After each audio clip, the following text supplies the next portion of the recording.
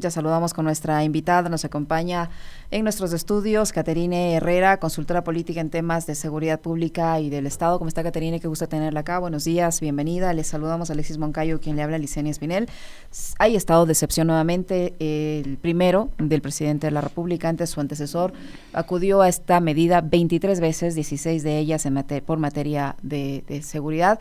Hemos visto que pese a la aplicación de los estados de excepción, el índice o la tasa de muertes violentas no se ha podido reducir. La situación de inseguridad continúa. Tenemos fugado a uno de los principales delincuentes, que es alias Fito. En las siguientes 24 horas se fugó otro, el señor Pico. En fin, explosiones con coches bomba, una situación que los ecuatorianos no la habíamos vivido, creo que nunca antes, en estos niveles. ¿Qué opinión tiene respecto a las medidas adoptadas por el gobierno, el anuncio de este toque de queda, de nuevamente acudir a esta receta del estado de excepción que en ocasiones anteriores no ha dado resultados? Buenos días, bienvenida. Buenos días, Alexis, buenos días, Yesenia, y a todos los amigos radioescuchas, también televidentes. Bueno, creo que comencé con algo muy puntual, que significa hay que tener memoria y hay que saber, ¿no?, lo que sucedió en el pasado para hoy en el presente no volver a cometer las mismas acciones o fortalecer ciertas acciones. Y lo menos óptimo sería que el actual presidente siga repitiendo un patrón, una receta que ya lo hizo el anterior presidente, ¿no?, que no tuvo nada de resultado. Recordemos que el anterior presidente apostó muchísimo para la parte de securitización, para la parte de mano dura, por así mencionarle, ¿no?, operativos, Fuerzas Armadas en distintos puntos, pero no funcionó. Y ahora la pregunta es más bien, ¿cuál es la diferencia de este estado de excepción? ¿Cuál va a ser el plus? ¿Cuál va a ser el extra con los anteriores estados de excepción? A punto personal y también como consultora en estos temas, ese tema particular es que es un decreto a nivel nacional. Anteriormente los anteriores decretos, valga la redundancia, se concentraba en ciertas provincias en donde había la participación de las unidades élites de la Policía Nacional, Fuerzas Armadas, mayores operativos, policías que salgan a las calles, militares que salgan a la calle, pero ahora con toda la realidad que estamos pasando como Ecuador, en donde vemos que solo en los primeros días del 2024 tenemos más de 54 muertes, dejando de lado ese tema de que se pudo reducir el 40% de homicidios, luego que pasó un 20% y terminamos un 1 o 2 de enero del 2024 con menos del 8% de reducción de tasas de homicidio, pues sí aplicaba un estado de excepción a nivel nacional. Pero ahora hay un reto mucho más grande de cuál va a ser esa diferenciación, o sea, cuál va a ser ese punto canalizador en donde no quede como una medida más que los presidentes pueden utilizarlo sin ningún precedente, sin ningún punto de focalización. Y ahora algo más importante es que vamos a tener todo el personal policial y militar para poder controlar todo el estado ecuatoriano. O sea, es un punto bueno, pero también hay que hacer un tema de priorización. Ahorita, si no tenemos un control exhaustivo en las cárceles, poco o nada va a servir esto. Es algo que mencionábamos y decía muy puntual, mientras no se declare en emergencia el sistema de rehabilitación social, que es de ahí desde donde nace, se opera todas las estructuras del crimen organizado. O sea, ya pasamos que las cárceles son fuentes de escuelas de formación para los grupos de delincuencia organizada. Ahora son las cárceles los operadores de toda esta dinámica delincuencial que ya pasa a la delincuencia común, que pasa a formar parte del crimen organizado, y mientras no tengamos una reestructura total del Centro de Rehabilitación Social a nivel nacional, poco o nada servirá.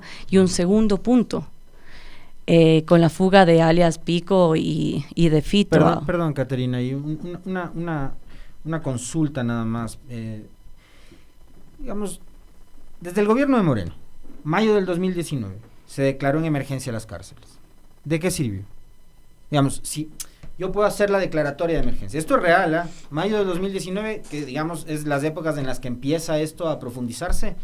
En esa época, si es que mi memoria no me falla, Ernesto Pazmiño estaba al frente de estos temas de la rehabilitación social.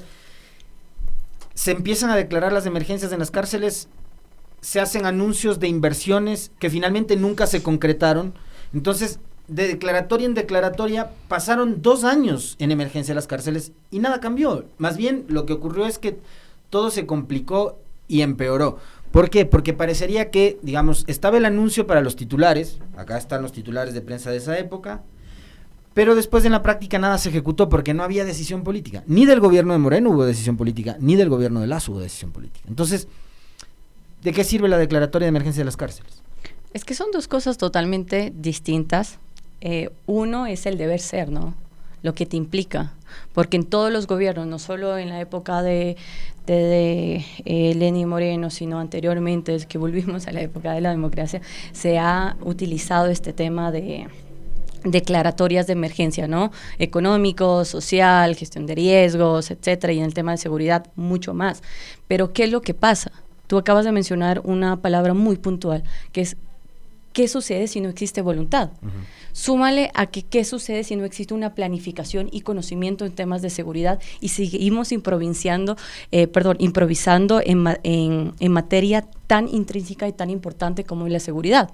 Entonces sí es importante declarar en estado de emergencia ciertos sectores, por ejemplo, el Centro de Rehabilitación Social, que es ahí el operador, generador de estos delitos, y no queda duda alguna con lo sucedido la noche de ayer, y también qué es lo que sucedió años anteriores cuando trataron de trasladar a diferentes operadores, miembros de estas bandas que pertenecen y que están como personas privadas de libertad, en donde se dieron ataques en Esmeraldas, en Guayaquil, etcétera. Al momento de que el gobierno trata de gestionar una acción contra los líderes desde las cárceles, que operan desde las cárceles, siempre sucede algo a nivel externo. Entonces, si como Estado ecuatoriano no podemos tener ese control, si no sabemos los lineamientos específicos no únicamente es la parte de securitización, mayores operativos, porque incluso le puede alcanzar a Policía Nacional y Fuerzas Armadas. O sea, si es que no doy un lineamiento exacto en qué áreas tienen que operar, cómo tienen que recuperar las cárceles. Segundo, reestructurar de manera completa el SNAI, el sistema de rehabilitación social, desde los guías penitenciarios, pero también desde la parte política, funcionarios, colaboradores de esta institución, y que no sea de manera parcial, porque lo que vivimos desde Lenín Moreno, luego pasó Lasso, y no quisiera creer que vamos a caer nuevamente en esta versión, es que ha sido estados de excepción y sistemas, poner en emergencia sistemas como la rehabilitación social de manera temporánea, de manera momentánea. Entonces, uh-huh. Fuerzas Armadas te puede recuperar la cárcel, te depura absolutamente todo, pero regresa nuevamente a manos del SNAI, que tiene la competencia y la función de controlar estas cárceles, pero sigue ahí un mal manejo del sistema de rehabilitación social, y sumado a eso que no existe una política, ni siquiera presupuesto para la política de rehabilitación social que conviene trabajo, dar nuevas oportunidades, cómo recuperar el tejido social dentro de estos PPLs. Es inexistente. Entonces, no es más que no funcione la declaratoria de emergencia dentro del sistema de rehabilitación social o otros ejes del sector de seguridad, sino más bien la falta de práctica, la falta de conocimiento, la falta de voluntad política, y que no exista una depuración de manera total y completa. El SNAI es todo lo que no debería ser ninguna institución pública. De acuerdo. Todo lo que no debería ser. Pero no pasa tampoco por cambiarle el nombre a la institución. Leí hace un rato, a propósito de esto que acaba de señalar Catherine, en lo cual por supuesto estoy totalmente de acuerdo, un periodista decía, hay que pasar de un servicio de atención a privados de libertad a una Secretaría de Seguridad. Perdón, pero hasta hace un mes había una Secretaría de Seguridad, y pregunto, ¿para qué sirvió la Secretaría de Seguridad en el gobierno de Guillermo Lasso? ¿De qué serviría cambiarle la nomenclatura al SNAI si es que la estructura, como bien dice Catherine, y si los recursos a esa institución no les llegan, y si no ejecuta los recursos? Es decir, hasta los últimos días del gobierno de Lasso, teníamos que el Ministerio del Interior había ejecutado apenas el 10% de su presupuesto. Menos, al 9%. menos, te puedo decir que menos del 8%. Pero, a ver, estamos en una situación tan crítica. El que nuevamente retorne la Secretaría de Seguridad Pública y de Estado era una luz al final del camino, para así mencionarle, porque tenía una razón de ser. tenía una razón de ser. Ahora los delitos en el Ecuador, y no solo en el Estado ecuatoriano, sino en diferentes países de Latinoamérica y a nivel continental y mundial, están cambiando. Ya no hay esa diferenciación, ¿no?, exacta de lo que es delincuencia común, robos, asaltos, violencia comunitaria, violencia intrafamiliar, etcétera, y aparte el crimen organizado. Ahora estamos viendo que países como el nuestro en Ecuador hay una relación, hay un nexo conector en lo que es delincuencia común, crimen organizado, y que hasta ahora no sabemos cómo detener y cómo operar hacia ello. O sea, cada vez más estas nuevas estructuras del crimen organizado tienen dos opciones. Como se ha proliferado los diferentes grupos de delincuencia organizada aquí en el Ecuador, necesitan primero diversificar su economía ilegal. Entonces ya dejar de lado ese pensamiento que Ecuador es un país de narcotráfico, que la principal amenaza del Estado ecuatoriano es el narcotráfico, y pensar que estos grupos de delincuencia organizada tienen que operar con otros delitos, como la misma trata de personas, que tienen como 7 fines: explotación sexual, trabajo forzoso, mendicidad forzosa, captación de niños para actividades penadas por la ley, etcétera. Y por otra parte, tienen que buscar mano de obra, militantes que quieran trabajar con ellos, ¿no? Para ganar parte del territorio, para ganar más crecimiento dentro de esta economía ilícita. Y claro, para ganar estos militantes hay 2 formas. Una, capto a los más vulnerables, que en este caso serían niñas, niños y adolescentes, y mucho más de comunidades que son netamente vulnerables, que cuando no hay una ausencia, que cuando no existe el Estado, que no te da los servicios mínimos, los servicios y tus derechos básicos, viene esta figura de este grupo de delincuencia organizada como el Salvador, y te puede proveer, o sea, un trabajo ilegítimo, un trabajo ilegal, pero no van a tener otra opción. Y si el Estado ecuatoriano no apunta ahí con políticas públicas, sociales, económicas, de educación, culturales, de infraestructura, de conectividad y una corresponsabilidad, poco o nada va a ser el Estado ecuatoriano para que pueda detener esta captación.